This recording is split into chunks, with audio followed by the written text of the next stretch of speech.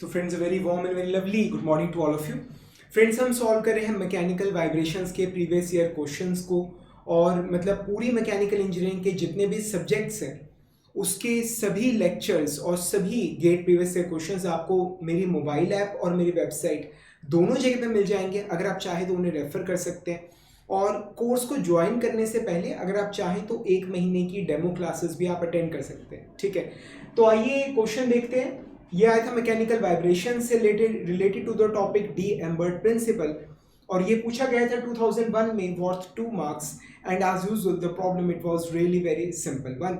तो problem actual में था क्या, the assembly shown in the figure is composed of 2 massless rods of length L with 2 particles each of mass m। तो ये assembly आपके सामने नजर आ रही है। ठीक है, तो यहाँ पर 2 रॉड्स हैं, उनके बीच का जो एंगल है वो 2 अल्फा दिखा रखा है। ठीक है, मतलब this is basically a single rigid body. ठीक है, ये जो वी शेप में आपको एक ये बेसिकली नजर आ रही है लिंक, ठीक है, वी शेप के अंदर। तो यहाँ पर आपको ये एक तरह से 2 रॉड्स, एक ये वाली रॉड एक ये वाली रॉड आपको नजर आ रही है, बीच में है एंगल है 2 अल्फा। ठीक है, यहाँ पर एक मास जुड़ा हुआ है, यहाँ पर मास जुड़ा हुआ है, दोनों मासेस m है, जो रॉड्स हैं दे आर मासलेस। ठीक है, the natural frequency of this assembly for small oscillations is, ये फॉर्मूले अलग दे रखे हैं, हमें निकालना है कि इस असेंबली के लिए ओमेगा की वैल्यू क्या होगी। ठीक है, तो फ्रेंड्स इस क्वेश्चन को हम सॉल्व करने वाले हैं डी एम्बर्ट प्रिंसिपल की मदद से। मतलब आप जानते हो कि ये प्रिंसिपल, ये मेथड बहुत ज़्यादा आसान है। डी एम्बर्ट प्रिंसिपल सिंपली ये कहता है कि sum of all the forces acting on the system, acting on the body and inertia force is equal to 0। ठीक है, तो जितनी भी फोर्सेस हमारे सिस्टम के ऊपर लग रही हैं प्लस इनर्शिया फोर्सेस, उन सब का सम क्या होगा, that will be equal to 0। उसकी मदद से आप जानते हो हम क्या करेंगे, हम बेसिकली इक्वेशंस बना के उन्हें रिड्यूस करने की कोशिश करेंगे of the form x double dot plus omega natural square x is equal to 0। ठीक है, मतलब इक्वेशंस, हम फोर्स की इक्वेशन बनाएंगे, ये जैसे इस प्रॉब्लम के अंदर हम टॉर्क और मोमेंट्स की हम इक्वेशन बनाएंगे। ठीक है, और उस इक्वेशन को कुछ इस फॉर्म के अंदर हम रिड्यूस करने की कोशिश करेंगे। ठीक है, अब यहाँ पर टॉर्क्स वगैरह की बात हो रही है, तो यहाँ पर angular acceleration omega natural square और एंगुलर डिस्प्लेसमेंट की हम बात करेंगे। ठीक है, और वो जो इक्वेशन की फॉर्म होगी उसमें हम कहेंगे कि यहाँ पर जो वैल्यू आ रही है दैट्स बेसिकली ओमेगा नेचुरल का स्क्वायर। ठीक है, एक बार करेंगे आपको तो पता चलेगा। ठीक है, तो जो भी कोफिशिएंट आ रहा होगा डिस्प्लेसमेंट का या एंगुलर डिस्प्लेसमेंट का, that is our natural frequency का स्क्वायर। ये चीज आपको समझ, तो कंपेयर करके हम नेचुरल फ्रीक्वेंसी निकालते हैं। तो आइए करके देखते हैं। मतलब इट इज एक्सट्रीमली सिंपल, बहुत ज्यादा आसान है। आपको इसमें करना क्या होता है, बेसिकली इस मेथड के अंदर आपको जो आपकी असेंबली है उसको हल्का सा आपको डिस्प्लेसमेंट देना है, और फिर जब आप छोड़ोगे तो वो मतलब ऑसिलेट होना शुरू हो जाएगा। ये चीज आप क्लियर आ रही है समझ। तो अब सपोज कीजिए कि मैं जो ये हमारा जो पेंडुलम है इसको मैं मतलब एंटी क्लॉकवाइज डायरेक्शन के अंदर थीटा डिस्प्लेसमेंट, मतलब मैंने डिस्प्लेसमेंट देके छोड़ दिया है and it is now vibrating, ये वाइब्रेट कर रहा है। ये चीज आपको समझ आ रही है। तो किसी इंस्टेंट पर मतलब इसकी जो एंगुलर डिस्प्लेसमेंट है वो थीटा है। ठीक है, तो मतलब ये जो मास है, ये अगर आप गौर करें यहाँ पर ये वाला जो मास है, ये वाला, ठीक है, ये थीटा एंगल से डिस्प्लेस हो जाएगा। So my this angle that will be theta, और ये जो आपको ये मासलेस रॉड नजर आ रही है ये भी थीटा एंगल से डिस्प्लेस हो जाएगी, ये मास यहाँ पर आ जाएगा। ठीक है, ये चीज आपको समझ आ रही है। पूरी की पूरी जो असेंबली है थीटा एंगल से डिस्प्लेस हुई है। ये वाला जो मास है ये यहाँ पर आ जाएगा, दिस इज माई मास है, ये वाला मास यहाँ आ गया। ये वाली जो रॉड है ये थीटा एंगल से डिस्प्लेस हो गई है, और जो राइट साइड वाली हमारी रॉड है ये भी थीटा एंगल से डिस्प्लेस हो गई है राइट की तरफ, एंटी क्लॉकवाइज डायरेक्शन के अंदर। ये चीज यहां तक आपको समझ आ रही है। तो अगर आप थोड़ा गौर करें तो बेसिकली क्या हो रहा है यहाँ पर, ये जो एंगल है, ये वाला जो एंगल पहले अल्फा था, ये अब क्या बन गया, अल्फा माइनस थीटा। ठीक है, और जो ये वाला एंगल पहले अल्फा था, ये वाला, ये बन गया अल्फा प्लस थीटा। ये क्या बन गया, अल्फा प्लस थीटा। ये चीज आपको समझ आ रही है। ठीक है, तो यहां पर क्या है, अल्फा माइनस थीटा, और ये एंगल, ये वाला एंगल क्या बन गया, अल्फा प्लस थीटा। यहां तक आपको समझ आ रहा है। आइए सबसे पहले तो एक काम करते हैं, इसका जो मास मोमेंट ऑफ इनर्शिया वो निकालते हैं हम अबाउट दिस हिंज।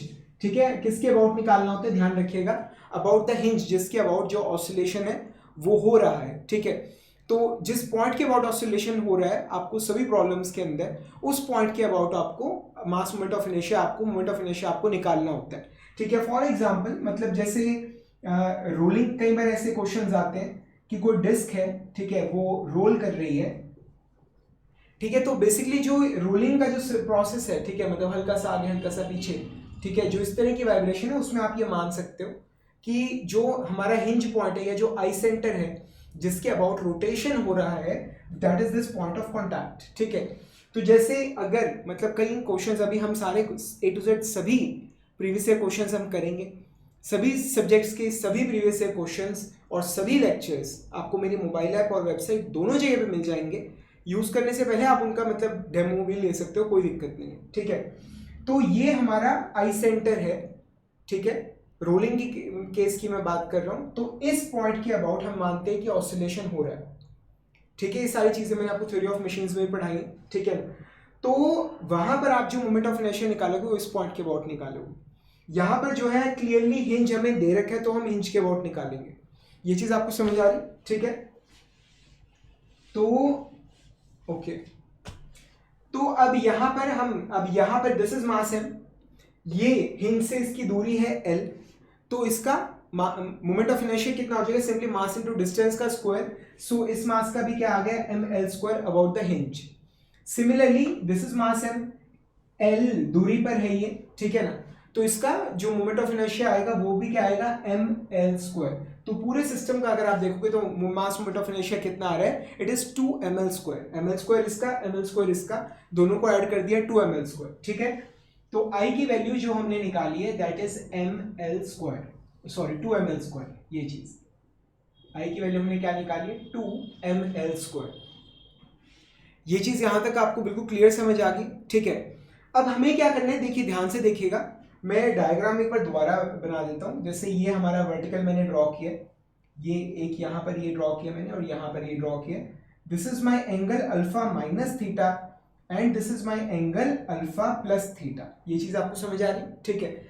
थोड़ा सा डिस्प्लेस हो गया थीटा एंगल से, ठीक है। तो यहां पर इस इंस्टेंट पर ये एंगल क्या है, अल्फा माइनस थीटा, ये है अल्फा प्लस थीटा।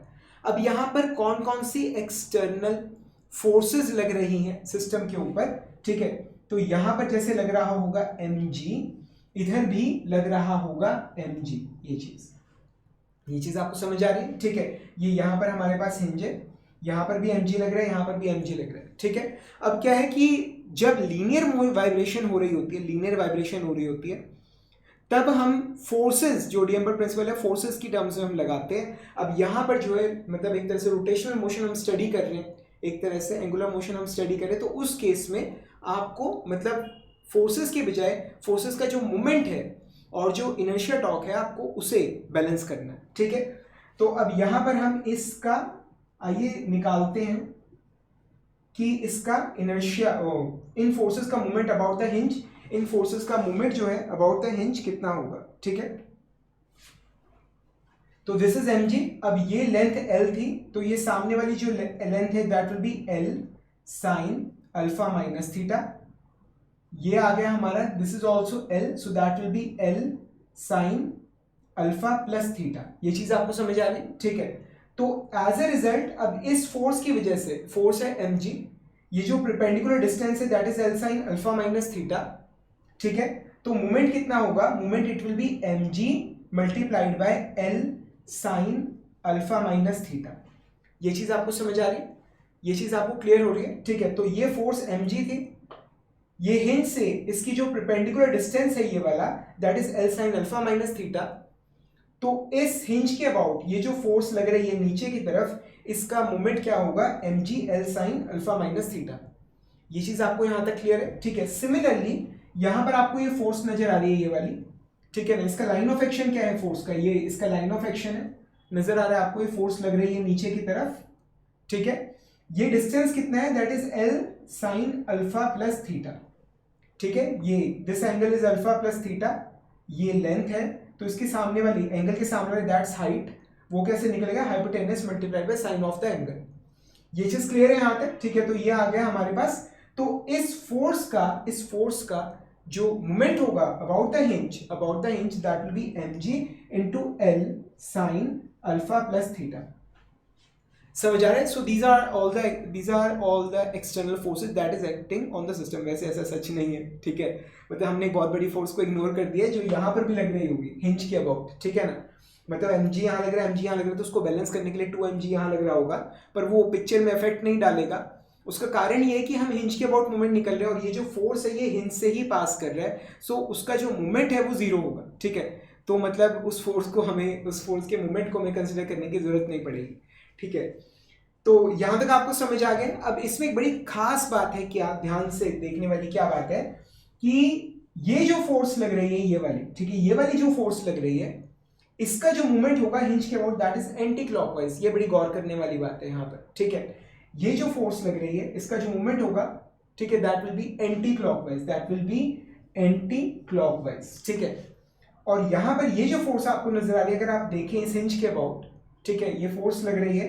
अगर आप सपोज कीजिए, आप इमेजिन कीजिए कि मैं इसी पेन को, ठीक है, रस्सी से बांध रहा हूँ इस हिंज से, और अगर मैं इस पेन को छोड़ दूं तो ये इस तरह से मूव करेगा, ये इस तरह से मूव करेगा, ठीक है। तो यहां पर जो मूवमेंट आएगा दैट विल बी, सॉरी, इस वाले का था क्लॉकवाइज, ठीक है, ये घड़ी की तरह चलेगा, इस वाले का था क्लॉकवाइज, और इसका क्या होगा that will B anti clockwise, ठीक है।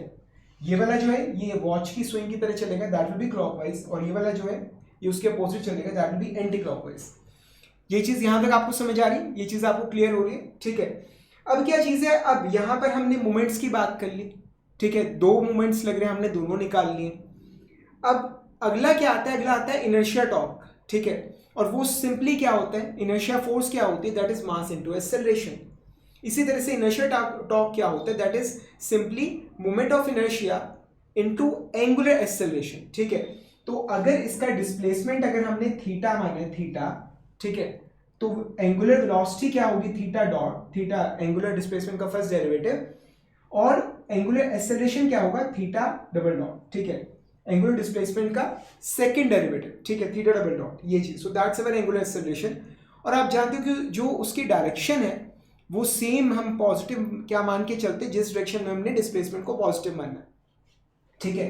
तो इस डायरेक्शन में हमने थीटा पॉजिटिव मानना है, इसी डायरेक्शन के अंदर हमने एक्सेलरेशन को भी पॉजिटिव मानना है और वेलोसिटी को भी पॉजिटिव मानना है, और इसी डायरेक्शन में हमने एंगुलर एक्सेलरेशन को भी पॉजिटिव मानना है, ठीक है। अब ये बात आप ध्यान रखिएगा कि जो एंगुलर एक्सेलरेशन होती है, ये सिंपल एक्सेलरेशन, सॉरी, जो इनर्शिया फोर्स होती है, जो इनर्शिया टॉर्क होता है, इनर्शिया फोर्स या इनर्शिया टॉर्क, उसकी जो डायरेक्शन होती है it is opposite to the direction of acceleration. ध्यान रखिए, दोबारा रिपीट कर रहा हूं, जो इनर्शिया फोर्स है, जो इनर्शिया टॉर्क है, उसकी जो डायरेक्शन है that is opposite to the direction of acceleration. तो अगर आपने एक्सेलरेशन इस तरह से मानी है, ठीक है, एंटी क्लॉकवाइज डायरेक्शन में, तो जो इनर्शिया टॉर्क होगा वो लगेगा क्लॉकवाइज डायरेक्शन के अंदर। इस बात को आप ध्यान रखिएगा, ठीक है। तो अगर angular acceleration is in, if the angular acceleration it is an anti clockwise direction, तो जो इनर्शिया टॉर्क होगा उसके अपोजिट डायरेक्शन में लगेगा, मतलब वो क्लॉकवाइज डायरेक्शन में लगेगा। ये चीज आपको समझ आ रही है, ठीक है। तो ये दो तो ये आ गए, और तीसरा क्या आ गया, तीसरा यहाँ पर एक और इनर्शिया टॉर्क लग रहा है, ठीक है, which is simply I theta double dot, ये चीज, और वो लग रहा है हमारा क्लॉकवाइज डायरेक्शन के अंदर। ये चीज आपको समझ आ रही है, ठीक है।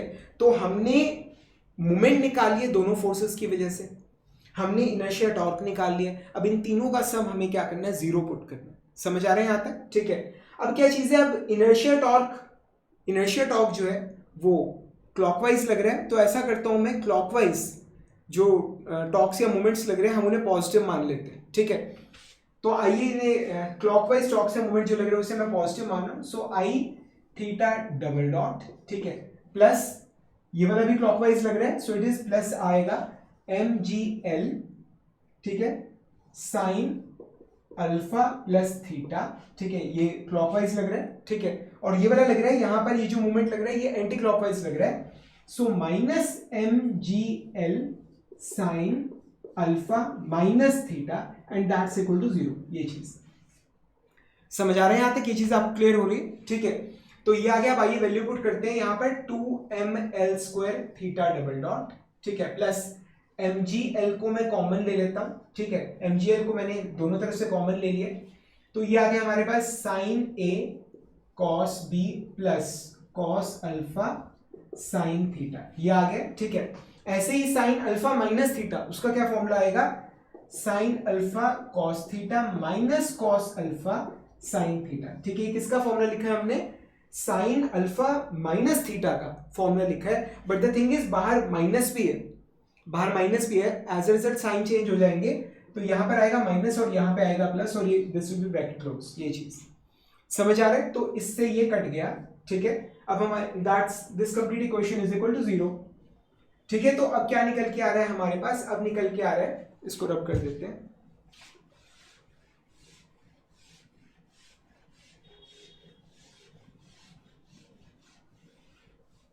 अब क्या निकल के आ रहा है हमारे पास, it is 2ml² theta double dot, ठीक है, प्लस mgl, हमारे पास क्या बचा है यहाँ पर 2 प्लस 2 सेम टर्म्स आ रही है, 2 आ गया, cos alpha sine theta is equal to 0, ये चीज।